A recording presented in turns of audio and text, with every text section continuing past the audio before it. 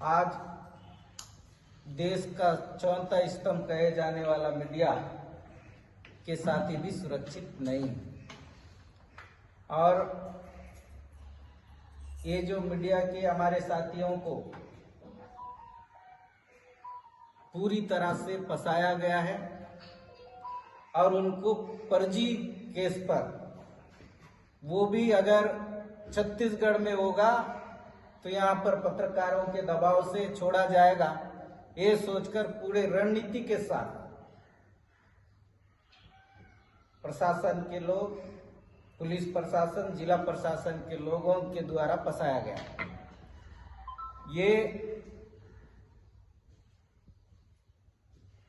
क्योंकि आंध्रा में, और जिस मुझे कहा जा रहा है कि कुछ अवैध मिले हैं, वो सरासर गलत है। मैं जिस तरह से सबसे बात किया, क्योंकि वो ऐसे व्यक्ति है ही नहीं जो ऐसा चीज रख के घूमे, कोई भी पत्रकार नहीं घूमे। और ये पूरा ये जो मामला है, ये अवैध रेत परिवहन से जुड़ा हुआ मामला है। मीडिया के साथियों के द्वारा जहां पर रेत भंडारण किया गया था, रेत का अवैध परिवहन हो रहा था, वहां पर गए और उसे पूछताछ करी, रोकने का प्रयास किया होगा। तो ये सिर्फ उनको फंसाने का यही कारण है, सिर्फ और सिर्फ रेत का परिवहन। जो तेलंगाना के लोग छत्तीसगढ़ सुकमा जिले के क्षेत्रों में काम कर रहे हैं और अपनी भूमिका निभा रहे हैं,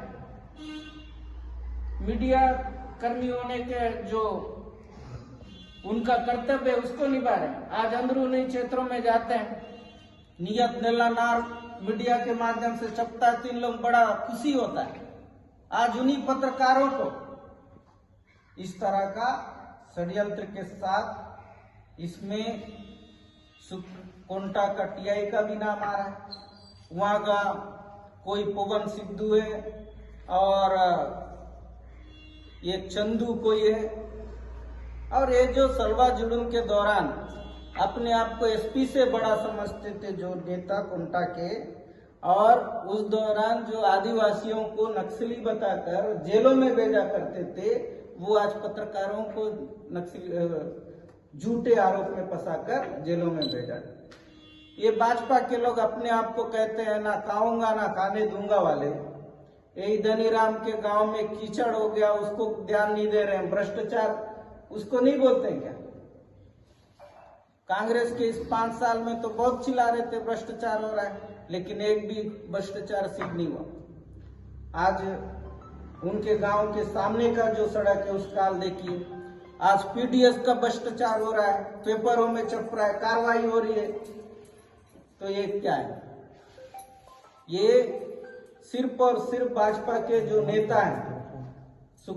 यहाँ का रेत को यदि पंचायतों के कामों में, आवास योजना हो, चाहे वहाँ के सीसी रोड हो, पुलिया हो, कुछ भी काम कराना होता है, अगर गांव का व्यक्ति, छोटा व्यक्ति रेत निकालता है तो उस पर खनिज विभाग कार्रवाई करती है। लेकिन इतना बड़ा मामला खनिज विभाग ने क्यों उनको परमिशन दिया? और इस बात की जानकारी मुझे पता चला कि यहाँ पर ट्रकों से रेत का अवैध परिवहन हो रहा है, जिला पंचायत उपाध्यक्ष बड्डू राजा के द्वारा। उसके बाद मैंने खुद खनिज विभाग के अधिकारी को फोन लगाया तो खनिज विभाग के अधिकारी कहते हैं कि 100 गाड़ियों का परमिशन हमने दिया। परमिशन किस उद्देश्य से दिया, क्यों दिया? आज यहाँ के लोकल जो गांव के लोग हैं, उनको यदि पंचायतों में काम करना होता है तो उन पर कार्रवाई होती है और उनको परमिशन दे रहे बड़े बड़े दाम लेकर। और ये परिवहन का मामला नहीं होता, अवैध रेत का मामला नहीं होता, तो आज हमारे पत्रकार साथी हमारे साथ भ्रष्टाचार को बढ़ावा दे रहे हैं, वसूलीबाज हो गए। जैसे कुछ दिन पहले अधीक्षकों का मामला आया, मनमर्जी पैसा लेकर अधीक्षक बनाए जा रहे। शिक्षा का स्तर को गिराने का प्रयास कर रहे हैं। जो शिक्षा हम लोगों ने 2018 के बाद यहाँ के बच्चे 12वीं और 10वीं प्रथम आते थे, उस शिक्षा को भी बेचने का काम भारतीय जनता पार्टी के लोग कर रहे हैं। और सबसे बड़ी तो दुख की बात यह है कि हमारे जो पत्रकार साथियों को फंसा गया, इस मामले को लेकर आपके मीडिया के साथियों के द्वारा मुझे पता चला कि गृह मंत्री जी से भी बात हुई, लेकिन एक गृह मंत्री होकर हमारे जाबाज पत्रकार साथियों को एक फर्जी केस को भी नहीं बचा पाने वाला गृह मंत्री किसी काम का नहीं है। ये पूरी तरह से पहले, और यहाँ पर कानून का नाम नहीं है, यहाँ पर गुंडा राज चल रहा है। और आज कांग्रेस के सरकार में जो फर्जी मुठभेड़ कम हुए थे, बंद हो गया था, जेलों में आदिवासियों को भेजना कम हो गया था, उसको भी आज जेल में भेजा जा रहा है, फर्जी मुठभेड़ किया जा रहा है। इसका भी जवाब गृह मंत्री जी को देना चाहिए और भारतीय जनता पार्टी के लोगों को भी देना चाहिए। आज भाजपा के लोग कहीं पर भी जाइए, पंचायत में सचिवों से पैसा मांग रहे हैं, पैसा नहीं देने के एवज में शिकायत कर रहे हैं, और शिकायत में कुछ पाया नहीं जाता। लेकिन ऊपर से यहाँ पर जो भाजपा का एक नेता है, व्यापारी है, लेकिन नेतागिरी भी करता है, पत्रकारिता भी करता है, अपने आप को प्रभारी मंत्री का ताज बताकर सारे विभागों में जाकर डरा धमकाकर सप्लाई लेने का काम करता है। और मैं आपके मीडिया के माध्यम से यहाँ के जिले के अधिकारियों को ये अवगत कराना चाहता हूँ, कोई भी अधिकारी यदि भाजपा के नेताओं के दबाव में आकर भ्रष्टाचार को बढ़ावा देने का काम करेंगे तो हम उन अधिकारियों को कागज से तो जवाब देंगे ही, मुंह से भी जवाब देंगे, जरूरत पड़ने पर किससे जवाब देंगे वो आपको बाद में पता चलेगा। और बोलते नहीं है लातों के भूत हाथों से नहीं मानते, तो उसका भी प्रयोग किया जाएगा। लेकिन अगर कोई अधिकारी, कोई विभाग के लोग अच्छा काम करेंगे, हम उनको इनाम भी देंगे। आज गुप्त टेंडरों की बात होती थी, कभी गुप्त टेंडर तो हुए नहीं, लेकिन बहुत हल्ला होता था। और इन सारी चीजों पर रोक लगेगा और यहाँ के अधिकारी किसी के दबाव में आकर काम नहीं करेंगे, मैं ऐसा समझता हूँ। और ये जो मामला हुआ है, हमारे 3 पत्रकार साथियों को फंसाया, ये इनकी कड़ी निंदा करता हूँ। और इस मामले की जांच दंड कानूनी अधिकारियों से होना चाहिए।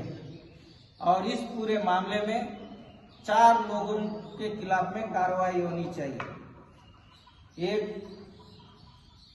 सिद्धू है कि क्या नहीं मालूम, एक चंदू, और टीआई और माइनिंग विभाग के अधिकारी। और माइनिंग विभाग के अधिकारी जब अप्रूवल लेने बड़े अधिकारी पास गए, वो अप्रूवल कैसे दिया, इस पर भी सवाल उठता है।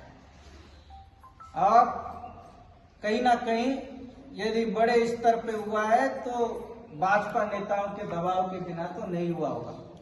इसलिए मैं पूरा मानता हूं कि पूरा जो अवैध रेत का परिवहन हो रहा है, हमारा छत्तीसगढ़ का रेत हमारा सबरी नदी के सीने को जो चीरकर आंध्र प्रदेश और तेलंगाना में बेच रहे हैं, इसमें कहीं ना कहीं भाजपा के मंत्री, भाजपा के जिलाध्यक्ष, भाजपा के लोकल कोंटा के नेताओं का पूरा हाथ है। और यही भाजपा के लोकल सुकमा जिले के नेताओं के दबाव के कारण ही गृह मंत्री हम पत्रकार साथियों को बचा रहे हैं।